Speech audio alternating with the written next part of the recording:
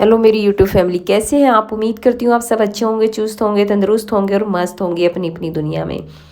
देखिए आज इतनी ठंड हमारे यहाँ पड़ी हुई थी कि ये बजे हुए हैं 12। अब जाकर थोड़ा सी राहत हुई है। तो हमने देखिए ये जो हमने गाय पाली हुई थी इन्हें बाहर निकाल देते हैं, क्योंकि थोड़ी सी देर के लिए अगर बाहर निकाल देते हैं तो इनको भी थोड़ा सा अच्छा लगता है। और दूसरा, मैं अंदर जो गंदा हो जाता है उसे साफ़ कर देती हूँ।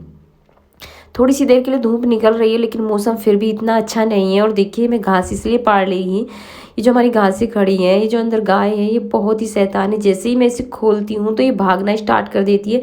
तो इस लालच में मैं इसे घास के सहारे से बाहर ले आती हूँ, इसे बाहर बांध देती हूँ। और इन्हें साफ़ इसलिए करना पड़ता है क्योंकि नीचे से बहुत गंदी हो जाती है और जब मैं दूध काढ़ती हूँ तो वो नीचे इसमें दूध में टपकता है, तो इसलिए साफ़ कर देती हूँ।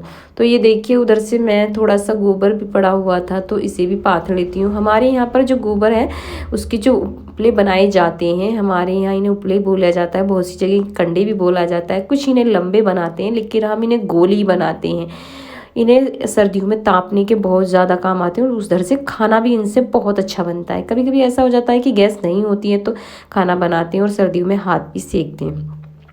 और देखिए फिर कि बिन पैसे की गैस का काम करती है और बहुत ही अच्छे से सिकाई भी होती है। देखिए उधर से मैंने उपले भी पाथ लिए हैं और देखिए गाय जो भैंस हैं ये बैठी हुई हैं, आप देख सकते हैं। मेरे सारों को पाथ लिया है, ज़्यादा नहीं, 2 ही तसले गोबर था वो पाथ लिया है। उधर से देखिए जहाँ पर एक गाय रहती है मैं वहाँ अंदर आ चुकी हूँ और इसे साफ़ कर लेती हूँ।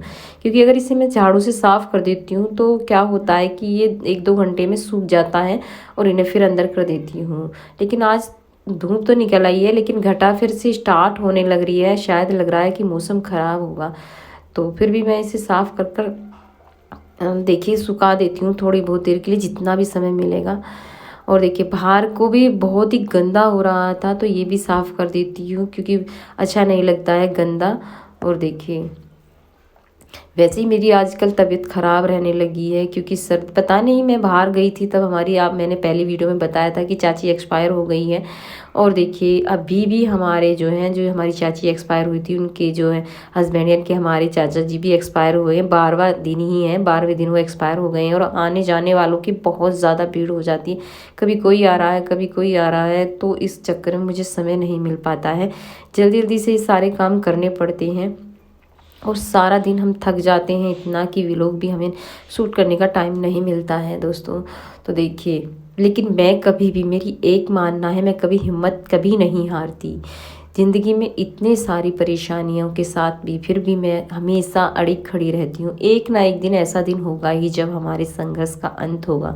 तो मैं तो मानती हूँ कि कभी भी किसी को हार नहीं माननी चाहिए, इंसान को अपने कर्तव्य पर डटे रहना चाहिए। बस सोच बदल जानी चाहिए, ना तो कभी किसी का बुरा सोचूं और ना ही किसी के बारे में, सिर्फ अपने बारे में सोचो और अपनी लाइफ के बारे में सोचो तो ज़िंदगी अपने आप ही आगे चलने लगती है। अगर हम अपने से ज़्यादा दूसरों पर ध्यान देना स्टार्ट कर देते उस वक्त होता क्या है कि इंसान कामयाब नहीं होता, क्योंकि वो जलना स्टार्ट कर देता है। तुम किसी से न जलो, मेरा तो मानना यही है कि अपने काम में व्यस्त हो जाओ और जो कर रहा है वो अपने हिसाब से सही कर रहा है। भाई हर इंसान मेहनत करता है, वो कम या ज़्यादा जैसा भी करता है। तो देखिए हमेशा मैंने संघर्ष, पूरी ज़िंदगी जब से मैंने जीना स्टार्ट किया, यानी कि जब से मेरी शादी हुई है, संघर्ष मेरे जीवन में बहुत आए हैं लेकिन मैंने कभी हार ही नहीं मानी।